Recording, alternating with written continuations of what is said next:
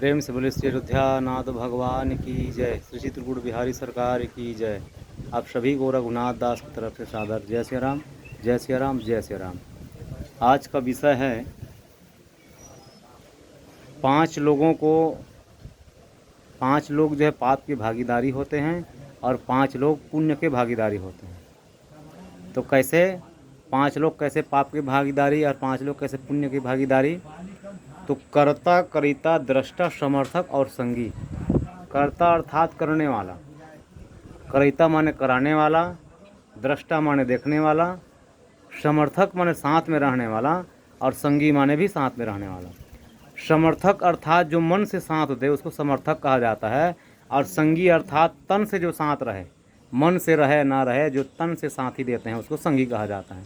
तो ये 5 लोग जो है पाप की भागीदारी और 5 लोग पुण्य के भागीदारी होते हैं। जैसे उदाहरण के लिए छोटी सी धूप बत्ती आप कमरे पर जला करके रख दीजिए, थोड़ी देर के बाद आप देखेंगे तो छोटी सी धूप के सुगंध जो है पूरे कमरे पर वो फैल जाती है। ठीक ऐसे ही एक भी कोई कुल में कोई भक्त हो जाए, एक भी सदस्य, तो उस भक्त के भक्ति रूपी सुगंध से पूरे कुल में सुगंधित फैल जाती है। अर्थात करने वाला है वो भक्त जो है करने वाला है, तो उसी को देखने वाले को पुण्य की प्राप्ति होती है, साथ में रहने वाले को पुण्य की प्राप्ति होती है, साथ में संग देने वाले को पुण्य की प्राप्ति होती है।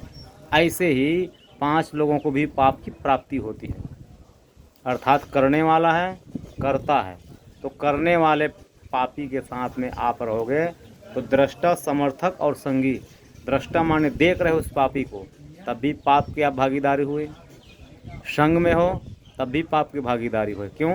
क्योंकि संग की बड़ी महिमा है। जैसा करे संग वैसा चढ़े रंग। जैसा संग करोगे वैसे रंग की प्राप्ति हो जाती है। अब देखिए, स्वाति नक्षत्र की बूंद एक ही बूंद है। वही स्वाति नक्षत्र के बूंद इस धरातल पर जब केले पर पड़ती है तो वो कपूर बन जाती है। वही स्वाति नक्षत्र के बूंद जब शिव पर पड़ती है तो मोती बन जाती है। और वही स्वाति नक्षत्र के बूंद यदि कोई सर्प के मुख पर पड़ जाती है तो विष बन जाता है एक ही वस्तु।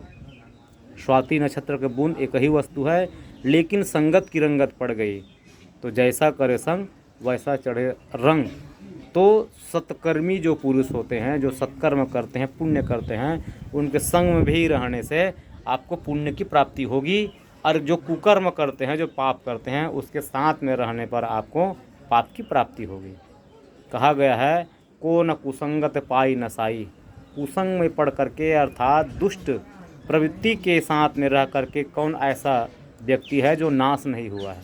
अर्थात कुसंग में पढ़ने पर हर जीव का नाश हो जाता है, और सत्संग में पढ़ने पर हर जीव जो है सुधर जाता है। क्योंकि सत्संग की महिमा कहते हैं कि बिनु सत्संग विवेक न होई, राम कृपा बिनु सुलभ न सोई। सट सुधरहि सत्संगति पाई, पारस परस कुधात सुहाई। पारस परस अर्थात पारस से स्पर्श होकर के लोहा भी, कुधातु भी स्वर्ण बन जाता है। ऐसे ही जड़ व्यक्ति भी सत्संग में पढ़ करके वो सज्जन बन जाता है, बुद्धिमान हो जाता है। तो कहने का अर्थ है कि कर्ता, करिता, दृष्टा, समर्थक और संगी। कर्ता माने करने वाला, करिता माने कराने वाला, दृष्टा माने देखने वाला, समर्थक माने साथ देने वाला, मन से साथ देने वाला, और संगी माने तन से साथ देने वाला। तो ये 5 लोग जो है पाप के भागीदारी होते हैं, अब 5 लोग पुण्य के भागीदारी होते हैं। तो आप लोगों से मैं यही कहना चाहूँगा, यदि आप पुण्य नहीं कर सकते तो पाप जो करने वाले जीवात्मा हैं उसका हमेशा त्याग करिए, त्याग कर दीजिए। नहींतर आप यदि संगत में हैं तो कुसंग में पड़ करके आप भी नष्ट हो सकते हैं। इसलिए कुसंग का सर्वथा त्याग ही करना चाहिए।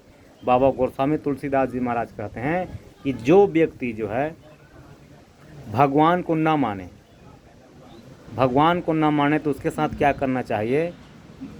जाके प्रिय न राम वैदेही, ताहि तजिए कोटि बैरी सम, यद्यपि परम सनहि।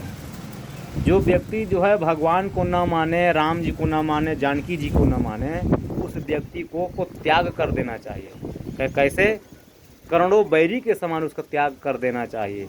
जाके प्रिय नरवर राम वै देही, ताहि तजिए कोटि बैरी सम, यद्यपि परम स्नेही। यद्यपि वो परम स्नेही क्यों ना हो, उस जीवात्मा का त्याग ही कर देना चाहिए। तब नीचे बाबा गोस्वामी तुलसीदास जी महाराज कहते हैं कि भाई सब लोग प्रमाण मांगते हैं कि कौन कौन किसका किसका त्याग किए। तो प्रमाण में बाबा गोस्वामी तुलसीदास जी महाराज विनय पत्रिका के नीचे में लिखते हैं, तजियो पिता प्रहलाद विभीषण बंधु भरत महतारी। प्रहलाद जी अपने पिताजी का त्याग कर दिए। कब? जब हिरण्यकश्यपु जो है भगवान नारायण को, लक्ष्मीपति भगवान को, विष्णु भगवान को जब भगवान को स्वीकार नहीं किए, उस स्थिति में प्रहलाद जी अपने पिताजी का त्याग कर दिए। तजियो पिता प्रहलाद विभीषण बंधु, विभीषण जो है अपने भाई बंधु रावण का त्याग कर दिए। रावण जो है राम जी को भगवान रूप में स्वीकार नहीं किया, हैं, उसका त्याग कर दिए। तो बंधु भरत महतारी, भरत जी महाराज अपने महतारी कैकेयी का त्याग कर दिए। और गुरु बलि तजियो कंत ब्रज बनितनी, भय मुद मंगलकारी। गुरु राजा बलि जो है अपने गुरु शुक्राचार्य जी का त्याग कर दिए। कब? जब राजा बलि जो है नर्मदा के उत्तर तट में, देव तट में जब यज्ञ करने जा रहे थे, तब वामन भगवान जो है देव कार्य करने के लिए चले गए और 3 पग के लिए भूमि की याचना किए। तब शुक्राचार्य जी कहने लगे कि राजन, ये छलिया विष्णु हैं, ये तुमसे छल करने के लिए आया है और छल करके ये सारे त्रिलोक की संपत्ति को ये छल करके ले जाएगा।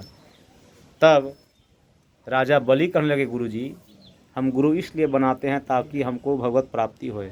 यदि ये छलिया विष्णु है, छल करने के लिए आए हैं, तब भी मैं सबसे बड़ा सौभाग्यशाली हूँ, क्योंकि जो तीनों लोक के जो स्वामी हैं, जो विश्वम्भर हैं, जो विश्व का पालन करने वाले, वो परमात्मा जो है याचक बन के भिक्षावृत्ति करने के लिए राजा के दरबार में आया है।